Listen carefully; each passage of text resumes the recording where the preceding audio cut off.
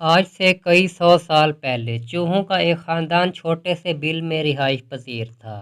دن کی روشنی میں چوہے اپنے بل سے نہیں نکل سکتے تھے اور نہ ہی خوراک تلاش کر سکتے تھے، تو سارا دن انہیں بھوکا رہنا پڑتا۔ وجہ یہ تھی کہ بلی نہایت آسانی سے انہیں دیکھ لیتی اور شکار کر لیتی تھی۔ چوہے رات کو بھی نکلتے تو جب بھی چھپ چھپ کر نکلتے۔ بلی کا خوف ان کے سر پر تلوار کی طرح لٹکتا رہتا، وہ کتنی بھی احتیاط کیوں نہ برت بلی ایسے دبے پاؤں آتی کہ انہیں خبر تک نہ ہوتی اور ان کا ایک ساتھی بلی کے لنچ یا ڈنر کی نظر ہو جاتا۔ ایک لمبے عرصے تک وہ خوف کے عالم میں جیتے رہے۔ ہر روز ان کے ساتھ بلی کی بھینٹ چڑھتے رہتے۔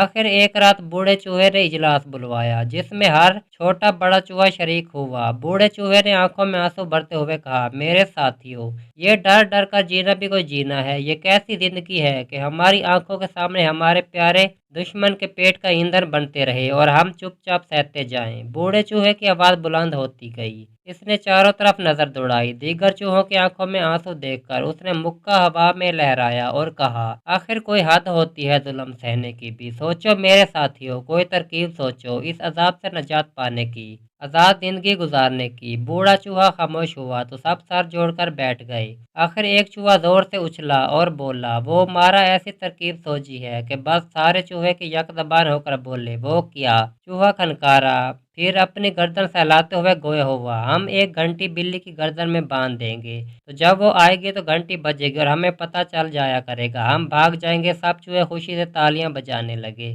واہ بھائی واہ، کیا عمدہ ترکیب ہے، آپ بڑے ہیں، آپ ہی بلی کے گردن میں گھنٹی باندھیں۔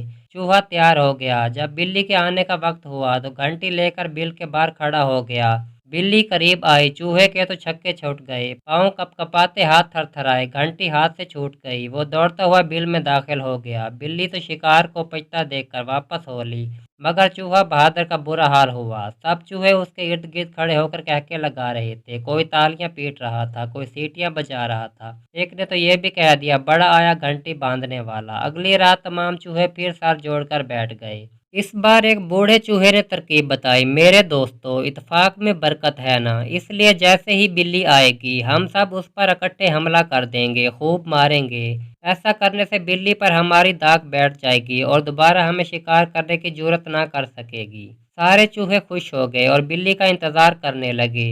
جو ہی بلی آئی سب نے حملہ کر دیا، کوئی ٹانگ سے چمٹ کر کاٹنے لگا، کوئی دم سے، کوئی پیٹ پر۔ بلی نے جو زور لگایا، دم جھاڑی، پیر جو پٹکا تو ایک چوہا دور جا گرا، دوسرے کا کچومر نکل گیا۔ باقی چوہوں نے جو حال دیکھا تو بھگدڑ مچ گئی، سب بل کی طرف بھاگے۔ بلی نے اطمینان سے ایک تکڑا چوہا دبوچا اور چلتی بنی۔ سب چوہے ایک دوسرے کو لان تان کرتے، بزدل اور ڈرپوک کے القاب سے نوازتے، پھر سر جوڑ کر بیٹھ گئے۔ سوچنے لگے۔ ایک ننھا سا چوہا بول اٹھا، مجھے ایک بہت اچھی ترکیب سوجی ہے، وہ یہ کہ زمین پر گوند پھیلا دی جائے اور اس میں گوشت کا ایک ٹکڑا رکھ دیا جائے۔ بلی جب گوشت کا ٹکڑا لینے آئے گی تو اس کے پاؤں گوند کی وجہ سے چپک جائیں گے، پھر وہ ہلنے جلنے سے قاصر ہو جائے گی، یوں ہم اس گھنٹی اس کی گردن میں باندھ دیں گے۔ اب چوہے خوشی خوشی گوند زمین پر پھیلائے، گھنٹی ہاتھ میں پکڑے بلی کا انتظار کرنے لگے۔ بلی آئی، سرخ گوشت کا بڑا سا ٹکڑا دیکھ کر اس کی بانچیں کھل گئیں، جھٹ سے اس پر لپکی، لیکن یہ کیا، اس کے پاؤں تو گوند کے دلدل میں دھنستے چلے گئے۔ جیسے جیسے نکلنے کی کوشش کرتی، ویسے ویسے اس کا جسم مزید گوند میں لتھڑتا جاتا۔ چوہوں نے جو یہ ماجرا دیکھا تو نعرہ مستانہ بلند کیا۔ ننھا چوہا لپک کر بلی کی پیٹھ پر چڑھ گیا اور اس کی گردن میں گھنٹی باندھ دی۔ دیر تک چوہے ننھے کے حق میں نعرے لگاتے رہے اور نجات کا جشن مناتے رہے اور بلی کا مذاق اڑاتے رہے۔ اور اسی وقت سے چوہے بلی سے نہیں ڈرتے، انہیں بلی کے آنے کا پہلے سے پتہ چل جاتا ہے، کیونکہ اس کی گردن میں بندھی گھنٹی بجتی رہتی ہے اور وہ فوراً ہی اپنے بل میں چھپ جاتے ہیں۔